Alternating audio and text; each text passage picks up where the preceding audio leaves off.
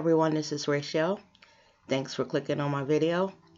So I guess by now you all have heard about the two guys in Starbucks who were arrested by the police. Here we go again, y'all. Black men just being targeted for no reason at all. So here's what the story is. Two young black men were sitting in a Starbucks waiting on their friend to come in for a business meeting that they had set up. They had been there about 15 minutes or so, and I guess one of them asked to use the restroom. They were told that the restroom were only for paying patrons, and that if they didn't want to buy anything, that they would have to leave. Now, they didn't want to buy anything, and what occurred was the manager called the police on them. The police came in like 8 or 9 deep, to arrest these two black men that were not doing anything. I guess when the police came, they asked the guys to leave. They explained again that they, hadn't done anything, that they were there just waiting on a friend, and they even offered to call the friend to confirm this meeting. Now, I guess during all of this, the friend that they were actually going to meet came in and, was wondering what was going on. Around this time, other patrons in this Starbucks, white patrons, started to stand up and say, what are they being arrested for? They didn't do anything. They were just sitting here and all of that. Another patron, who was in the Starbucks, said that they had been there over an hour and hadn't ordered anything and weren't asked to leave. Another patron came right in during all of this and asked to use the bathroom and was given the code to the bathroom with no problem. So the question is, why were they asked to leave? This is another case of doing something while black. And in this case, it was nothing. Their crime is sitting in Starbucks while black. And because they didn't order any coffee. Y'all, this stuff is starting to get completely out of hand. When I saw this in the news, I was saying to myself, are they serious? And I tip my hat to these two black guys for not becoming animated, not arguing back with the police. They were arrested peacefully. They walked out peacefully because they knew that they hadn't done anything. I know standing there being arrested for crimes that they had no idea what they were, it had to be humiliating to them.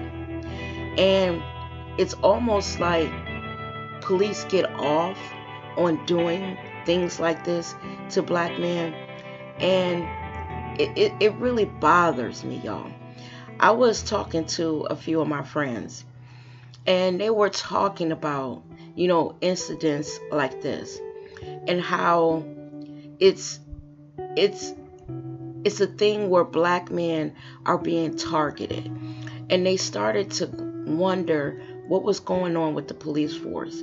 Quite a few of my friends believe that the police force has been inundated with racist KKK members, skinhead members, and that's the reason for these increased shootings, increased incidences like this. And I can't help but to wonder if what they believe is true. Now, we have always had things like this happen to black men, black people, people of color. But here lately, it's starting to be like a regular occurrence, if you know what I mean.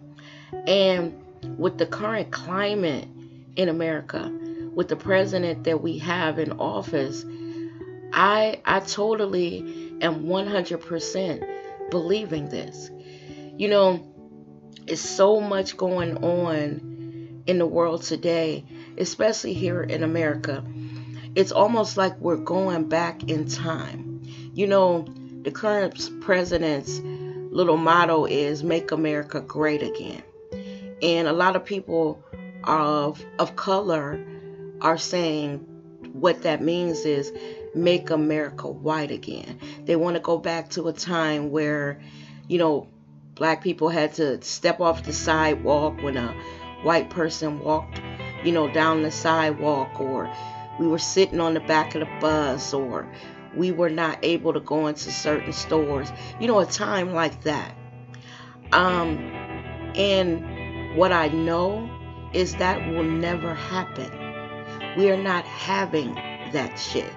We have already fought and died for our rights here in America, and we refuse to be pushed to the back of the bus again. I was so angry when I watched this video. I was so angry for those black men and for all other black men who go through things like this and who have gone through things like this. I was so upset for young men like my son, my nephews, my cousins, my brothers. It breaks your heart. And it's not only happening to our brothers, it's also happening to our sisters. We can't forget about Sandra Bland, who was arrested and then within a few short hours was in a jail cell dead. For what? And then there have been other women of color who have been, you know, arrested by police officers, beat on the scene, or died mysteriously in jail cells.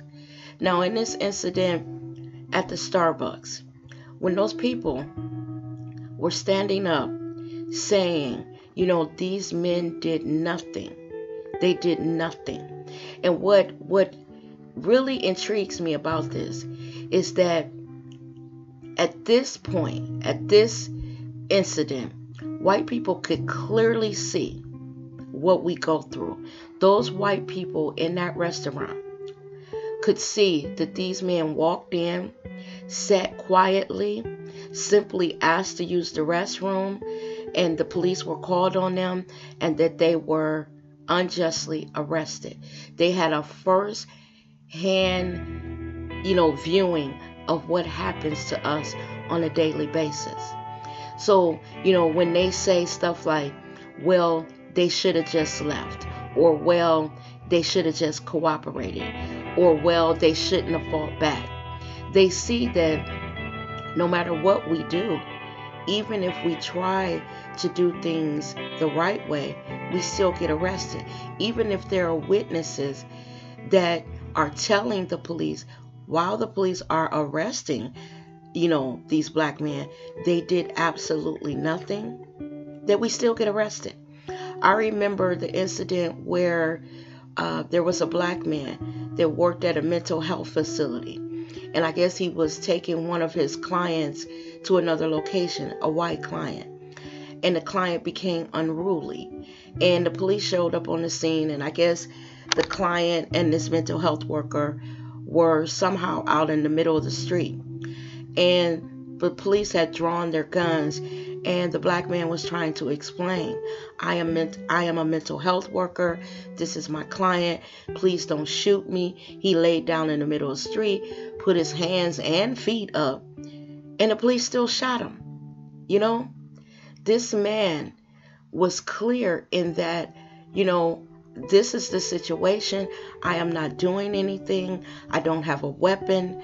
I am a mental health worker, blah, blah, blah. And he was still shot. You know, y'all, I don't know what we can do about what's going on in the world. I don't know what and where this is going to end with this police brutality, police, you know, just going above and beyond to harass black men. Now, this is nothing new. We all know that this happens in our neighborhoods across this country every day, and it's been going on for years.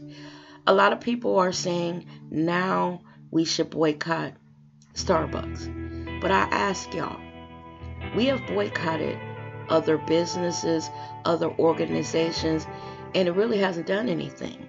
You know, I even listened to a story the other day on the radio about this prosecutor.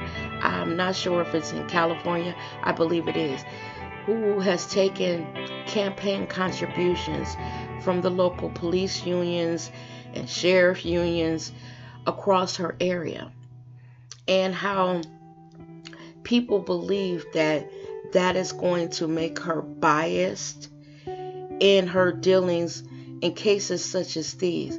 How can she, after taking contributions from the police, not side with them when it comes to people, with, you know, cases of people of color? If you're taking money from the police unions, 10,000 here, 20,000 there, 30,000 here, 100 something thousand from a retired sheriff's deputy or something, how can you remain unbiased? You know, it's like the police are buying her silence there in California. Y'all, I just don't know. I'd like to know if you guys saw this story. What do you think of it? Put your comments down in the comment section, because I, for one, am totally outraged. But I'm also at the point where I throw my hands up, because I really don't know what I can do to help change things. You know, I was just watching AM Joy, and they had Killer Mike on there. And a lot of people are saying, you know, some of the things that he is saying that black people need to arm themselves. If we went out en masse and purchased firearms, I bet you they would change some of these gun laws. I want y'all to speak on that too. Think about it. If every black household here in America decided to go out and purchase firearms legally, you know, would those gun laws change when they know that we as a black people are now suited and booted? You know, we got our own weapons. So if you want to come for us, we're ready. Let me know what y'all think about that too. As always, y'all, thanks for watching my video. You guys stay safe, and I will see you guys in the next one. You take care now. Bye-bye.